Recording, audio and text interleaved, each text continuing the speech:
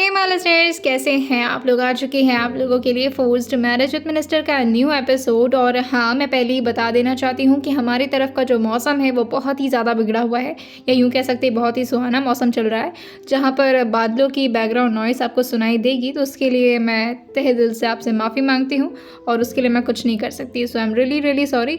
और आप इस कहानी को ज़रूर इन्जॉय करना और मुझे कॉमेंट सेक्शन में ज़रूर बता देना। तो चलिए शुरू करते हैं अपनी प्यारी सी कहानी को। वहीं आशी, जो आर्यांश की बातें सुन करके हल्का हल्का शर्माने लगी थी, वहीं वो जैसे ही पीछे मुड़ करके देखती है तो काव्या, मिली और सुरभि जी तीनों मिल करके उसे घूर रहे थे।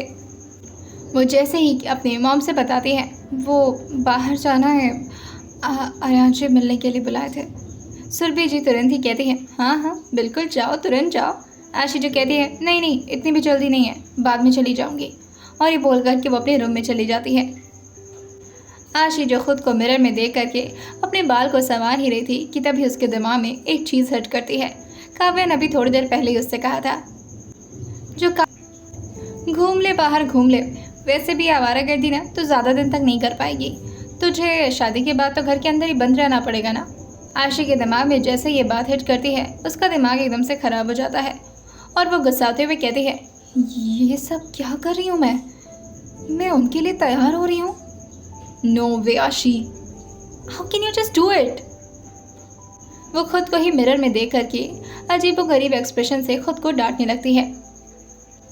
वहीं काव्या, मिली और सुरभि जी भी जैसे अंदर आते हैं। आशी जो उन तीनों लोगों से कहती है मुझे अभी थोड़ा स्पेस चाहिए, आप लोग बाहर जा सकते हैं क्या। काव्या जो कहती है हाँ क्यों, बात करनी है पर्सनली, ठीक है कर लो। आशी जो कहती है मुझे खुद से बात करनी है और मैं खुद से ज़्यादा टाइम किसी और को नहीं देना चाहती, तो इसलिए प्लीज़। वहीं सुरभि जी, जिसका मन तो पहले से ही दुखी हो गया था आशी की बातें सुन करके, वो भी आशी से कुछ ज़्यादा नहीं बोलती। मिली को भी अपने घर जाना था तो वो भी अपने घर निकल जाती है। काव्या भी अपने घर चली जाती है और वहीं सुरभि जी नीचे चली जाती है। आशी जो डोर लॉक करती है और अंदर बेड पर पालथी मार करके बैठती है और अपने दोनों हाथ को एक दूसरे से जोड़ करके उसे अपने फोरहेड पर रखते हुए कहती है आशी तेरा दिमाग ख़राब हो गया है, तू फिर से उनके कंट्रोल के अंदर जाने लगी है। हाँ हालांकि थोड़े हैंडसम है, थोड़े स्ट्रांग हैं, शायद दिल के भी बहुत अच्छे होंगे, लेकिन तेरी ज़िंदगी तो कैद में हो जाएगी ना। और फिर तू ये सब नहीं कर सकती, तुझे अपनी लाइफ को अपने हिसाब से जीना है, बड़ी बिजनेस वूमन बनना है, लाइफ में कुछ करना है। तू क्या चाहती है, अपनी मॉम की तरह जीना। नहीं, कुछ भी हो जाए मैं ये शादी नहीं कर सकती, लेकिन ये बात अगर मैंने किसी को भी बताया तो सारा मामला गड़बड़ हो जाएगा। इस बात को सिर्फ मुझे खुद तक ही रखना होगा। लेकिन मैं भागूंगी कहाँ, कहाँ भाग सकती हूँ, कहाँ भाग। कि तभी उसके दिमाग में तुरंत युवान नाम गूंजने लगता है। आशी जैसे ही युवान का नाम सोचती है वो पहले तो थोड़ा दिमाग लगाती है और फिर खुद से कहती है युवान गलत ऑप्शन तो नहीं है, लेकिन अगर वैसे भी आर्यांशी को पहले से पता चल चुका है कि मैं युवान से बात करती हूँ, और अगर मैं मंडप से भागी तो फिर युवान जी ही फंसेंगे सबसे पहले। नहीं, और फिर युवान जी की तो वैसे इतनी फटती है आर्यन जी से, वो तो मुझे बचा भी नहीं पाएंगे। कहाँ जा कर के छुपूंगी, कहाँ जा कर के छुपूंगी। कि तभी आशी का ध्यान जो कि घड़ी के पास जाता है और वो देखती है कि 5 मिनट से अब 10 मिनट हो चुके हैं और आर्यांश ने उसे 5 मिनट में ही बुलाया था। आशी जो खड़ी होती है और अपने शर्ट के स्लीव्स को ऊपर फोल्ड करती है, अपने कॉलर को ठीक करती है और अपने बाल को सेट करके उसका एक पोनी बनाते हुए कहती है फ़िलहाल अभी उनसे मिलना ज़रूरी है, कहीं ऐसा ना हो कि मेरे घर पर ही आ जाए। और हाँ, उनकी बातों में अट्रैक्ट होने की ज़रूरत नहीं है, समझ रही है ना तू। वो सिर्फ़ और सिर्फ तुझे अपनी ज़िंदगी में बांधने के लिए तुझे फंसाने की कोशिश कर रहे हैं। तू एक मछली है और वो एक जाल है। अगर तू अट्रैक्ट होकर के उनके पास चली गई ना तो तू जाल में फंस जाएगी और उसके बाद तेरी ज़िंदगी ख़त्म। और ये सोच करके वो तुरंत ही बाहर निकलती है और नीचे की तरफ जाने लगती है। सौरभ जी आशी को इतनी रात में बाहर जाता हुआ देखकर उसे रोकने वाले होते हैं, लेकिन तभी सुरभि जी उनसे कहती हैं हाँ परेशान मत होइए, आर्यांशी मिलने आ रहे हैं उससे, वहीं जा रही है। सौरभ जी जो कहते हैं ये आजकल के बच्चे लोग भी ना, रहा नहीं जाता इन लोग को। सुरभि जी जो कहती हैं अरे आपको तो शुक्र मनाना चाहिए, जैसे तैसे आपकी बेटी बदल गई है, और कहाँ ये लड़कों से इतनी नफरत करती थी, और अब देखिए कम से कम इतने मुश्किल के बाद इसने शादी के लिए हाँ तो कर दी। सौरभ जी जो सुरभि जी को देखकर कहते हैं, कब हाँ की इसने? आपको बोला इसने? सुरभि जी जो कहती हैं, कैसी बात कर रहे हैं? अब देखिए ये ज़्यादा उखड़ी उखड़ी सी नहीं रहती है, भागने की भी बात नहीं करती और परेशान भी नहीं रह रही है। धीरे धीरे अब आर्यन जी का नाम सुन करके ना हल्का हल्का शर्मा भी रही थी आज। सौरभ जी जो कहते हैं, आपको सच में लगता है ना कि हम अपनी बेटी के साथ सही कर रहे हैं और वो ये शादी करना चाहती है? सुरभि जी जो कहती हैं, आप भी कैसी अजीब अजीब सी बातें करते हैं। परसों आपकी बेटी की हल्दी है और आज आप इस तरह से बात कर रहे हैं। ऐसा लगता है कि अभी हमें सिर्फ तैयारी पर ध्यान देना चाहिए। और ये बोल करके वो जैसे ही अंदर जाने वाली होती हैं, सौरभ जी उनको रोकते हुए कहते हैं, नहीं, मैं आपको बता दे रहा हूँ सुरभि जी, चाहे मेरी बेटी कितनी भी बदमाश हो, कितनी भी शैतानी करती हो या उसके ख्वाब जो भी हों, शादी के दिन अगर उसने ये शादी के लिए मना कर दिया तो चाहे कुछ भी हो जाए, मैं ये शादी नहीं करूँगा। सुरभि जी जो कहती हैं, आप भी ना अपनी बेटी की तरह एकदम आपका दिमाग खराब रहता है और ऐसी अशुभ बातें नहीं करते हैं। सब कुछ इतना अच्छा चल रहा है, सब लोग सेलिब्रेट कर रहे हैं, खुश हैं, लेकिन आपको, हे भगवान, मेरी बेटी को हर बुरी नज़र से बचाइएगा। सौरभ जी सुरभि जी से कहते हैं, आपसे कितने बार बोला था मैंने कि आप बात कर लीजिए अपनी बेटी से। सुरभि जी जो कहती हैं, मैंने बहुत बार कोशिश की है। सौरभ जी कहते हैं, तो हाँ, उसने बोला कभी आपको? सुरभि जी जो कहती हैं, आपको अचानक से क्या हो गया है? सौरभ जी जो कहते हैं, पता नहीं क्यों, पर मुझे कुछ ठीक नहीं लग रहा। ऐसा लग रहा है अगर मेरी बेटी के साथ ज़बरदस्ती हो रही है तो फिर ये नहीं होना चाहिए। हाँ, माना कि सोसाइटी और अपने रिश्तेदारों और अपनी फैमिली की वजह से मैं दबाव में पड़ रहा हूँ, लेकिन इसका मतलब तो ये नहीं है कि मैं सोसाइटी के चक्कर में अपनी बेटी की ज़िंदगी बर्बाद कर दूँ। मेरी बेटी की खुशियाँ मेरे लिए ज़्यादा मैटर करती हैं, ना कि सोसाइटी के ताने। मैं बात करूँगा उससे। और ये बोल करके वो अंदर चले जाते हैं। सुरभि जी जो अपने एक हाथ को अपने फोरहेड पर रखते हुए कहती हैं, हे भगवान, अब आप ही कुछ मदद करिए। इनको तो समझ नहीं आ रहा है, लेकिन आशी की ज़िंदगी कितनी अच्छी हो जाएगी अगर वो आर्यांश जी से शादी कर ली तो। वरना कहीं ऐसा ना हो कि उसके हाथ से ये रिश्ता निकल जाए और उसे कोई अजीबोगरीब इंसान मिल जाए। आर्यांश जी को सब जानते हैं और वो तो कुछ गलत भी नहीं कर सकते। वो एक पॉलिटिशियन है। पूरे सोसाइटी और पूरे शहर के लोग उनको कितना मानते हैं, कितना जानते हैं। मेरी बेटी वहाँ पर जाकर के राज करेगी, ये बात इन्हें क्यों नहीं समझ में आता? अरे वो तो बच्ची है, लेकिन ये तो उसके बाप है ना। वहीं दूसरी तरफ आशी जो पूरे टशन में अपने पॉकेट में हाथ डालते हुए हवाओं को अपने चेहरे पर महसूस करते हुए जा रही थी और खुद से ही कह रही थी, ये फ्रीडम शायद तुझे शादी के बाद नहीं मिलेगा आशी। तू जानती है ना, शादी के बाद लड़कियों को घर से बाहर तक नहीं निकलने दिया जाता है। क्या रात में तुझे वो इस तरह से कभी घूमने देंगे? क्या तुझे फिर से मारधाड़ करने का ऑप्शन मिलेगा? क्या तू हर बच्चियों को टाइकोंडो सिखा पाएगी? बच्चों के जैसे उधम कर पाएगी? कूद फांद करना, जो मन चाहे वो खा लेना, जैसे मन चाहे वैसे बैठना, जो कपड़े पहनना चाहे वो पहन लेना, क्या वो सब कर पाएगी? तो तुझे किचन में घुसा दिया जाएगा, हर जिंदगी बर्बाद कर दी जाएगी। वो यही सब सोचते सोचते जा रही थी और वो सोच में इतना ज़्यादा गुम हो चुकी थी कि वो देखती ही नहीं कि सामने उसके कोई खड़ा है। आशी जाते जाते एकदम से टकरा जाती है। वो सामने खड़े शख्स को थोड़ा घूरते हुए कहती है, अरे दिखाई। उसने इतना बोला ही था कि जैसे ही उसकी नज़र सामने खड़े शख्स पर जाती है, वो एकदम से चुप होते हुए 2 कदम पीछे होते हुए कहती है, आप यहाँ पर वेट कर रहे थे? हाँ, पहले बता दिया होता फ़ोन करके। आर्याश उसे देखते हुए कहते हैं, कैसे बताता? तुम्हारा फ़ोन तुम्हारे पास कहाँ है? आशी जैसे ये सुनती है वो अपनी आंखों को बड़ा करते हुए कहती है, हाँ, और उसके मुंह थोड़ी देर के लिए खुले के खुले रह जाते हैं। आर्याश जो उसके चिन पर अपने हाथ को रखते हुए कहते हैं, मुंह बंद करो, अंदर की फीलिंग्स दिख जाएंगी। आशी जो हंसते हुए कहती है, पिक्चर का डायलॉग मार रहा है ना। आशी जो कहती है, क्यों बुलाया था वैसे? आर्याश जो आशी के चेहरे पर शिकन साफ देख पा रहे थे और आशी लगातार उसे छुपाने की कोशिश कर रही थी। हाँ, उसे एक्टिंग तो बहुत बेहतरीन आती थी, लेकिन जब वो परेशान हुआ करती थी तो उसकी हंसी में भी एक नकलीपन साफ नजर आता था। आर्याश जो उसके फोरहेड पर अपना हाथ रखते हुए कहते हैं, तबीयत ठीक है तुम्हारी? आशी जो पीछे जाते हुए कहती है, आशी जो 2 कदम फिर से पीछे जाते हुए कहती है, हाँ हाँ हाँ हाँ ठीक है। आप बताइए, इतनी रात में क्यों बुला रहे थे? आर्याश जो आशी की तरफ अपने सिर को थोड़ा झुकाते हुए कहते हैं, क्यों बुला नहीं सकता? अलाउड नहीं है? आशी जो कहती है, नहीं वो बात नहीं है, पर फिर भी कुछ काम ही होगा, वरना एमएलए साहब जी इतने व्यस्त रहते हैं, हमारे लिए टाइम कैसे निकाल दिए? आर्याश उसकी बात सुनकर के कहते हैं, वैसे मैं तो एमएलए हूँ, तब इतना बिजी रहता हूँ। तुम तो कुछ नहीं हो, फिर भी इतना बिजी रहती हो। आशी जो कहती है, मैं कहाँ बिजी रहती हूँ। आर्यांश जो कहते हैं, कितने बार तुम्हें कॉल किया, तुमने फ़ोन क्यों नहीं उठाया। आशी को जैसे याद आता है कि आर्यांश तो उसके फ़ोन पर कॉल कर रहे होंगे जो इस वक्त काव्या के पास होगा, की वजह से वो अपनी एक उंगली को अपने फोरहेड पर ऐसे ही नाटक से रब करते हुए कहती है, वो शायद कहीं रख दिया होगा। आर्यांश जो कहते हैं, अच्छा, वैसे तुम्हारी एक अमानत है मेरे पास। आशी जो कहती है, कौन सी अमानत। आशी को समझ नहीं आ रहा था कि आर्यांश इस वक्त किस चीज़ के बारे में बात कर रहे हैं। वहीं आर्यांश जो कहते हैं, वैसे तो कई अमानत है, लेकिन फ़िलहाल एक चीज़ देने आया हूँ। आशी जो पूछती है, और वो क्या चीज़ है। आर्यांश जो अपने पॉकेट में से एक पॉली बैग निकालते हैं जो कि ट्रांसपेरेंट था, और उसे आशी के सामने ले जाते हुए कहते हैं, ये तुम्हारा ही है ना। आशी जैसे ही उसके अंदर का सामान देखती है, वो एकदम से हैरान होते हुए पूछती है, हाँ, ये मेरा, ये टूटा कैसे। झटके, और ये बोल करके वो झटके से आर्यांश के हाथ से वो पॉली बैग लेते हुए कहती है, अरे बाप रे, अब तो काव्या मेरी जान ले लेगी। आर्यांश ने उसकी बात तो सुन ली थी, मगर वो जानबूझ करके उससे कहते हैं, क्या कहा तुमने। आशी जो कहती है, कुछ नहीं, मेरा ही है ये।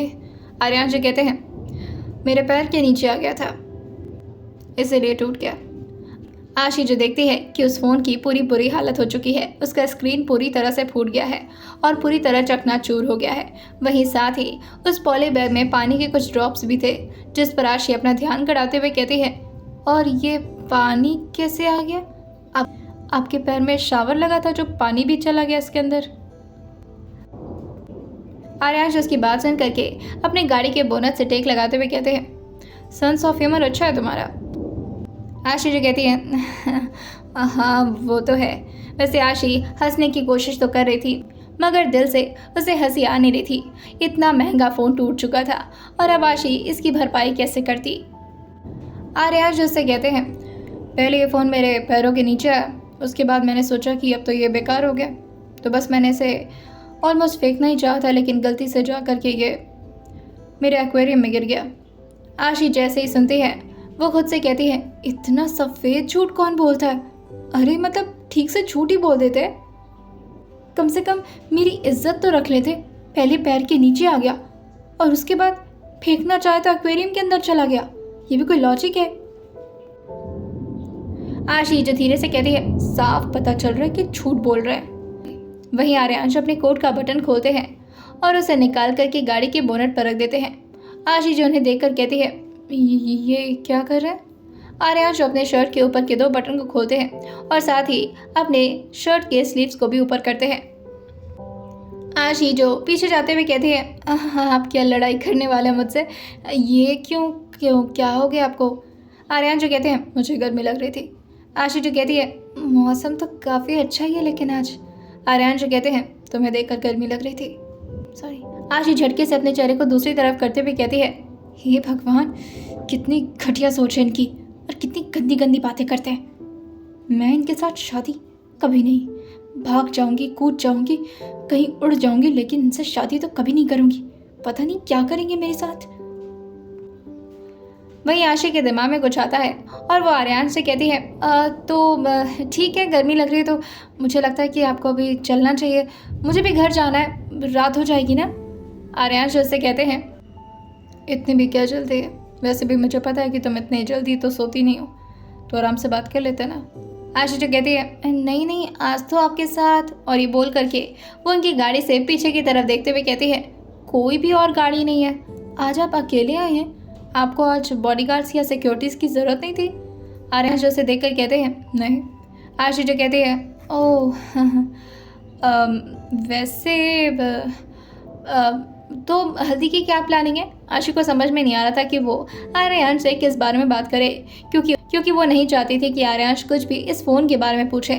वही आर्यांश जो आशी का हाथ पकड़ते हैं और उसे तुरंत ही अपने साथ ले आते हैं। आशी जो कहती है, कहाँ ले जा रहे हैं। वही आर्यांश जो गाड़ी के अंदर आते हैं और अपने डैशबोर्ड से एक बॉक्स निकालते हैं जो कि गिफ्ट पेपर से रैप था, और वो आशी की तरफ आगे बढ़ाते हुए कहते हैं, ये पकड़ो। और ये बोल करके वो कार का दरवाज़ा बंद कर देते हैं। आशी जो उस बॉक्स को देखकर कहती है, इसमें क्या है? आर्यांश जो कहते हैं, तुम्हारे लिए सरप्राइज़ है। आशी जो उस सरप्राइज़ को देखने के लिए क्यूरियस तो थी, मगर उसे पता था कि उसे आर्यांश के साथ कोई भी शादी या कोई भी रिश्ता नहीं रखना है, तो फिर इस तरह के सरप्राइजेस से वो मानने वाली तो थी नहीं। आशी जो खुद से ही कहती है, चाहे कितने भी सरप्राइजेस दे लीजिए, मैं आपके हाथों तो नहीं आने वाली। आशी जो खुद से कहती है, लेकिन फिर भी अब इतने प्यार से तेरे तो खोल ही लेती हूँ, वरना कहीं शक हो गया तो गाड़ी के अंदर भर करके मुझे अपने साथ ही ना लेते जाए। वैसे भी ये बहुत दिमाग के तेज़ है। आशी जो उस पॉली बैग को अपने पॉकेट में डालने वाली होती है कि आर्यांश उसे कहते हैं, अब ये किसी काम लायक नहीं रह गया, इसे तुरंत फेंक दो। और ये बोल करके वो झटके से आशी के हाथ से उस पॉली बैग को लेते हैं और उसे बगल के तालाब में फेंक देते हैं। आशी जो एकदम से हैरान होते हुए कहती है, अरे अरे फ़ोन। आर्यांश उसे कहते हैं, इट्स ओके, वो पुराना हो गया था और बेकार भी। वहीं आशी इस बारे में ज़्यादा कुछ बोल नहीं सकती थी, क्योंकि उसे पता था कि आर्यांश को पता तो सब कुछ है, लेकिन वो सिर्फ उसके सामने नाटक करने की कोशिश कर रहे हैं। वहीं आर्यांश उस बॉक्स की तरफ इशारा करते हुए कहते हैं, खोलो इसे। बॉक्स जो बहुत ही खूबसूरती से रेड कलर के गिफ्ट पेपर से रैप्ड था। आशी जो पहले उसके ऊपर बंधे नोट को खोलती है और फिर उस गिफ्ट पेपर को, और फिर जैसे ही वो बॉक्स को खोल करके देखती है, उसकी आंखें एकदम से चौंधी आ जाती हैं। उसमें एक बहुत ही न्यू मॉडल का फ़ोन था। आशी जैसे ही उस फ़ोन को देखती है, वो खुश होते हुए कहती है, वाह, ये तो बहुत सुंदर है, बहुत महंगा होगा ना? आर्यांश उसे देख कर कहती, तुम्हारे दिल से ज़्यादा महंगा नहीं है, अगर वो तुमने मुझे दे दिया तो बस अब मेरा हर चीज़ तुम्हारा है। आशी के कानों में आर्यांश की बात पहुंची थी कि आशी एकदम से अपने हाथ से उस फ़ोन को छोड़ने वाली होती है, लेकिन तब तक आर्यांश उसको कैच करते हुए कहते हैं, अब इसे तुम मत फोड़ देना। आशी जो कहती है, नहीं नहीं नहीं नहीं, मैं इसे कैसे फोड़ सकती हूँ, इसे काव्या को जो देना है। आर्यांश उसे कहते हैं, क्या कहा तुमने, काव्या? आशी जो कहती है, नहीं मैं ये कह रही थी कि same to same phone Kavya के पास भी था। आर्यांश उसे कहते हैं, अच्छा, तो ये फ़ोन तो बिल्कुल उसी फ़ोन की तरह है जिस फ़ोन को अभी मैंने फेंका है। आशी जो आर्यांश की बात पर थोड़ा नाटक करते हुए कहती है, हाँ हाँ हाँ, सेम ही है, तो वही तो मैंने बोला। आर्यांश कहते हैं, तो वो फ़ोन किसका था? आशी जैसे ही सुनती है, वो अपनी मुट्ठी को ज़ोर से बंद करते हुए कहती है, नहीं नहीं नहीं नहीं, ये नहीं पूछना था ना, अब तो झूठ बोलना पड़ेगा। हाँ, बोल देती हूँ, वैसे भी कौन सी बड़ी बात है, झूठ तो मैं बचपन से बोलती आ रही हूँ। और आशी उनकी बात पर कहती है, मेरा ही था, मेरा ही। आर्यांश कहते हैं, तुम्हारा था? आशी जो कहती है, हाँ, मेरा ही था। आर्यांश उसकी बात को तुरंत ही मान लेते हैं।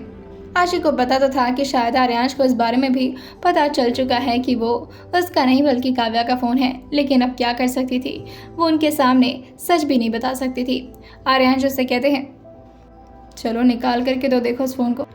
आर्यांश के कहने पर जैसे ही आशी ने उस फ़ोन के स्क्रीन कवर को निकाला था, वो देखती है कि वॉलपेपर पर उसके और आर्यांश के एंगेजमेंट की फ़ोटो लगी हुई है, जिसमें आर्यांश ने आशी को अपनी गोद में उठाया हुआ था। आशी जैसे ये देखती है, वो आर्यांश को एक बार देखती है। आर्यांश उससे कहते हैं, क्या हुआ?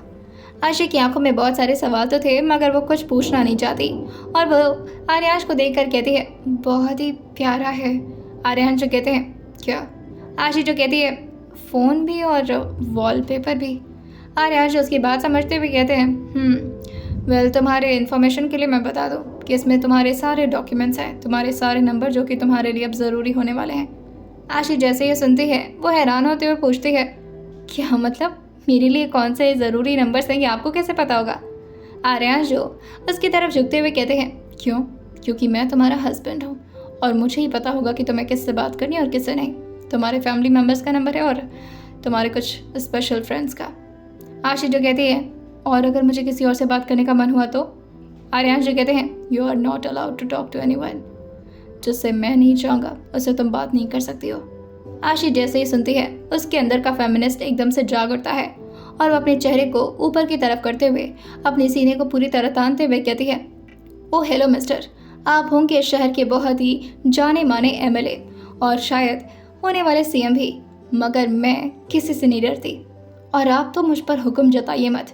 मेरी मॉम ने आज तक मुझ पर यह हुक्म नहीं जताया कि मुझे किससे बात करनी है, किससे मिलना है, किसके साथ खाना है, किसके साथ बैठना है, किसके साथ उठना है।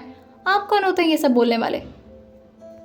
आर्यांश उससे कहते हैं, मैं तुम्हारा हस्बैंड और मेरी बात तुम्हें माननी ही पड़ेगी। इसके अलावा कोई ऑप्शन नहीं तुम्हारे पास।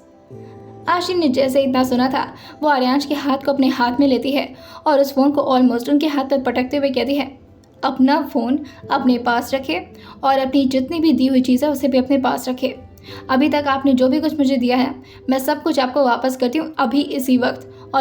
और वो जो आपका कैफ़े शॉप है ना, जिसको आपने मेरे ऊपर ऐसा एहसान दे रखा है, वो भी ले लीजिए। मुझे कुछ नहीं चाहिए, मुझे चाहिए तो मेरी फ्रीडम, और वो मुझसे आप नहीं छीन सकते।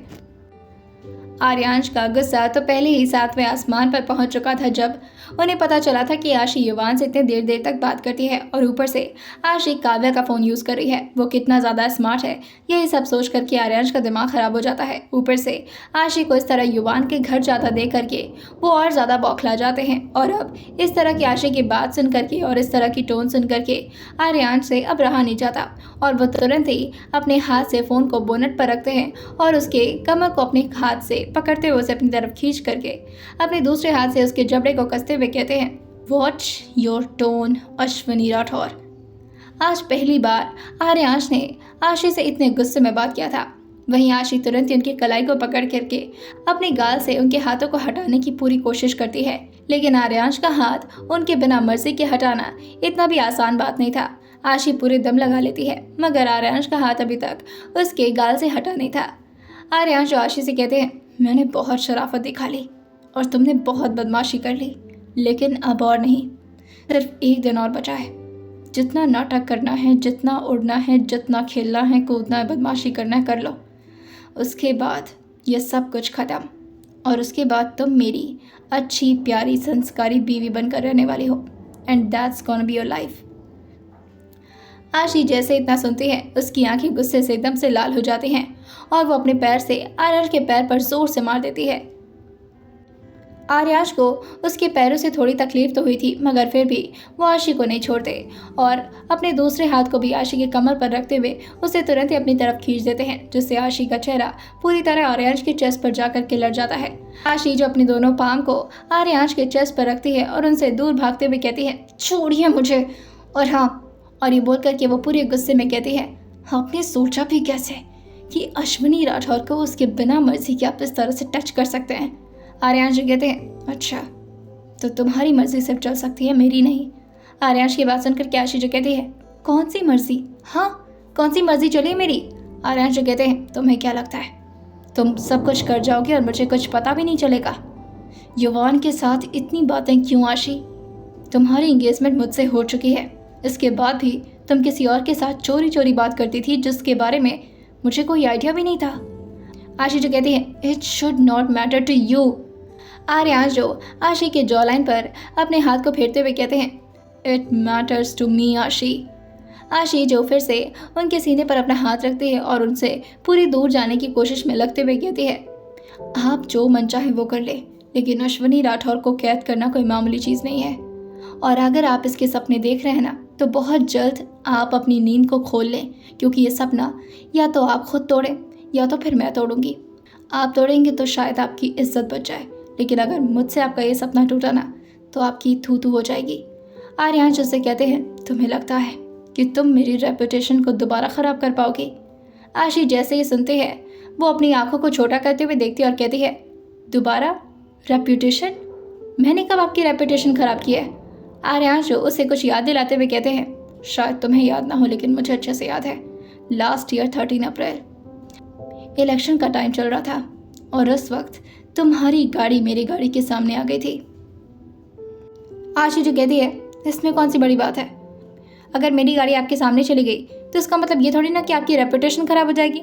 आर्यांश जो कहते हैं, बीच बाजार में तुमने मेरे मेंबर को जलील किया था, उसके बाद हर जगह मीडिया पर मेरी पार्टी की बदनामी हुई थी।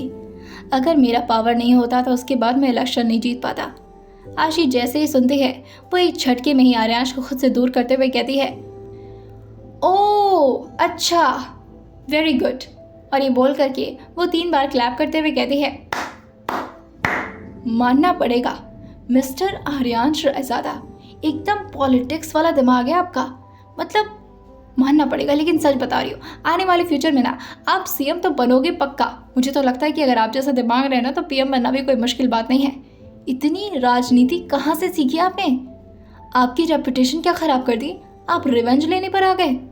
हाँ, मुझे लग रहा था कि शायद मैं पसंद आ गई हूँ, लेकिन नहीं, यहाँ तो मामला ही कुछ और है। अपने रेपुटेशन का बदला लेना था। आपकी पार्टी उस वक्त हारने की नौबत पर आ गई थी, इस बात से आपके मेल ईगो पर, और आपकी ये जो गुरूर भरा है ना कि आपको कोई हरा नहीं सकता, आप हमेशा जीतते रहेंगे, जनता के दिल और दिमाग में सिर्फ आर्यन शाहजादा चलेंगे, उसको हर्ट हो गया होगा, राइट? आर्यन जो कहते हैं या राइट। आशी जैसे ही सुनते वो कहती है, अरे कम से कम झूठ ही बोल देते। और वो एकदम से पीछे जाते हुए कहती है, मुझे तो लगा था कि शायद कोई मुझे पसंद करने लगा है, शायद मेरी ये अजीबोगरीब हरकत किसी को अच्छी लगने लगी, और शायद कोई मुझे सपोर्ट करने के लिए आगे बढ़ रहा है। लेकिन हाँ, वो कैफ़े शॉप मेरे नाम करना, मुझे प्रिंसेस ट्रीटमेंट देना, मुझे एहसास दिलाना कि मैं कितनी ज़्यादा स्पेशल हूँ, अपने हाथों से खाना खिलाना, everything was like just fake ना। आर्यन जैसे कहते हैं, या it all was just a fake. आशी जो कहती है, तो फिर ये शादी नहीं होने वाली। आर्यन जो कहते हैं, और वो तुम रोक पाओगी? तुम्हें ऐसा लगता है? आशी जो कहती है, आपको ऐसा लगता है कि आप बिना दुल्हन की मर्जी की शादी कर लेंगे? इतना आसान समझ रखा है क्या? आर्यन जो कहते हैं, मेरे लिए हर काम आसान होता है, जो मैं करना चाहूँ वो मैं कर लेता हूँ। आशी जो कहती है, तो एक बात आप भी सुन लीजिएगा, शायद आपके लिए अब तक हर काम आसान रहा होगा, लेकिन ये काम आपके बस की बात नहीं है। मैं चैलेंज करती हूँ आपको, अगर आपके हाथों अश्वनी राठौर शादी के दिन आ गई ना, तो मैं खुद शादी कर लूँगी, लेकिन अगर आप मुझे शादी के दिन नहीं ढूंढ पाए तो समझ जाएगा कि गेम फिनिश, आप हार गए और मैं जीत गई, और उसके बाद आप मुझसे ना तो मिलेंगे और ना ही कभी अपने होठों पर मेरा जिक्र लाएंगे। आर्यन जैसे आशी की बात सुनते हैं तो एक तिरछी स्माइल पास करते हुए कहते हैं, तुम्हें लगता है कि मेरे होते हुए तुम भाग पाओगी? आशी जो कहती है, और आपको लगता है कि आप मुझे भागने से रोक पाएंगे? आर्यन जो कहते हैं, तुम्हारे लिए तो मेरे 2 बॉडीगार्ड्स ही काफ़ी हैं, और तुम जितना खुद को हीरो समझती हो ना, उतनी हो नहीं। वैसे तुमने मूवीज़ नहीं देखा क्या? हर हीरोइन को हीरो की ज़रूरत होती है, जस्ट लाइक दैट तुम्हें भी मेरी ज़रूरत है। आशी जो कहती है, ओह ज़रूरत माय फुट, मुझे किसी की ज़रूरत नहीं है, भगवान जी मेरे साथ है ना, बस उतना ही काफ़ी है, और उनके साथ रहने के बाद मुझे नहीं लगता कि कोई और मेरी ज़रूरत को पूरी कर सकता है। और इतनी इज्जत मैं आपको क्यों दूंगी कि मैं आपको ज़रूरी समझूं? मैंने कभी अपने घर वालों को ज़रूरी नहीं समझा। मैं जब चाहूँ तब वहाँ से रफा दफा हो सकती हूँ। वो तो बात मेरे मॉम के इमोशन पर आ जाती है, वरना मैं अब तक घर से फरार हो चुकी होती। लेकिन अभी बात मेरी ज़िंदगी पर आ चुकी है, तो मुझे घर से फरार होना ही पड़ेगा। और देख लीजिए, पूरा गट्स है मेरे अंदर, मैं आपको बता करके भागूंगी, लेकिन हाँ, आप ढूंढ नहीं पाएंगे। आर्यन जो कहते हैं, तुम मेरे तरीकों के बारे में भी जानती नहीं हो। आशी जो कहती है, हाँ ठीक है, रखिए आप अपना तरीका अपने पॉकेट में, अश्वनी राठौर को मत सिखाइए। और ये बोल करके वो अपने कॉलर को ठीक करती है और अपने स्लीव्स को फिर से फोल्ड करते हुए अपने हाथ को पॉकेट में डाल करके निकल जाती है। वहीं आर्यन उससे कहते हैं, ये फ़ोन तो लेती जाओ, कम से कम किसी का एहसान तो तुम्हारे ऊपर नहीं रहेगा। आशी जो कहती है, किसका एहसान? आर्यन जो कहते हैं, काव्या का, उसका फ़ोन फेंक दिया मैंने, उसे दे देना। आशी जो उस फ़ोन को पहले घूरती और फिर कहती है, अगर मैं आपकी कोई चीज़ नहीं ले सकती तो काव्या भी नहीं ले सकती, वो मेरी दोस्त है। आर्यन आशी की बात सुन करके उसे रोकते हुए कहते हैं, विदाक्ष को जानती हो ना? जैसी आशी इतना सुनती है वो पीछे पलट कर आर्यन को देखते हुए कहती है, हाँ तो? आर्यन जो कहते हैं, काव्या ने उसका ऑलरेडी सब कुछ ले रखा है और विदाक्ष मेरा भाई है, तो अगर ये शादी नहीं हुई तो विदाक्ष और काव्या भी एक दूसरे से कभी नहीं मिल पाएंगे, तो उसे भी समझा देना और ये फ़ोन उसे दे देना। आशी जो कहती है, मुझे नहीं चाहिए फ़ोन। आर्यन जैसे कहते हैं, मैं तुम्हें दे भी नहीं रहा, ये फ़ोन काव्या के लिए, तुम्हारे लिए नहीं। आशी जो कहती है, अच्छा, काव्या के बारे में इतनी फिक्र कर रहे हैं, घटिया इंसान। जैसे आर्यन के मुंह पर काव्या का नाम आया था, आशी के दिल में एक अजीब सी हलचल सी मच जाती है, जैसे उसका दिल गुस्से में आ गया हो। लेकिन आशी अपने दिल पर हाथ रखते हुए कहती है, शांत हो जा, और इतना दोगलापन अच्छा नहीं है। चुपचाप से आर्यांश जी से नफरत करना सीख ले। वो किसी का भी नाम ले तुझसे क्या। वहीं आशी का दिमाग जो उसके दिल को डांटता है तो उसका दिल भी चुपचाप से बैठ जाता है और वो आर्यांश को देखने लगता है। आशी जो फिर से पूरे एटीट्यूड में मुड़ जाती है और वो जैसे ही कुछ कदम आगे बढ़ी थी, आशी के दिमाग में फिर से आर्यांश के साथ बीते हुए कुछ अच्छे पल याद आने लगते हैं। स्पेशली वो टाइम जब सोनी ने अपने घर जाने से मना कर दिया था। आशी को आर्यांश जी की कही हुई एग्जैक्ट लाइन याद आती है, ये मेरे घर चलेगी, पिया को एक दोस्त और मुझे और वेदाक्ष को एक छोटी बहन मिल जाएगी। आशी जैसे ये सोचती है उसकी आंखें एकदम से नम हो जाती हैं। वहीं आशी को कुछ और भी पल याद आते हैं आर्यांश के साथ बिताए हुए और उसकी आंखें धीरे धीरे और ज़्यादा इमोशनल हो जाती हैं और साथ ही उसका दिल भी अब भारी होने लगा था। लेकिन वो पीछे मुड़ करके तो आर्यांश को देख नहीं सकती थी क्योंकि इससे उसका अट्रैक्शन कम हो जाता। आशी जो खुद से बड़बड़ाते हुए कहती है, खबरदार जो पीछे देखा तो एक थप्पड़ मारूंगी ना, दिमाग ठीक हो जाएगा तुम्हारा। मछली की तरह फड़फड़ाती रहोगी अगर उनके जाल में फंस गई तो। आइए जानते हैं आने वाले एपिसोड में क्या होगा। क्या भाग पाएगी आशी आर्यांश के चंगुल से और क्या निकल जाएगी आशी आर्यांश से बहुत दूर या फिर नहीं। आइए जानते हैं कौन जीतेगा ये बाजी। आइए जानते हैं आने वाले एपिसोड में और सुनते रहिए फोर्स्ड मैरिज विद मिनिस्टर सिर्फ और सिर्फ स्टोरी विद सौम्य के साथ।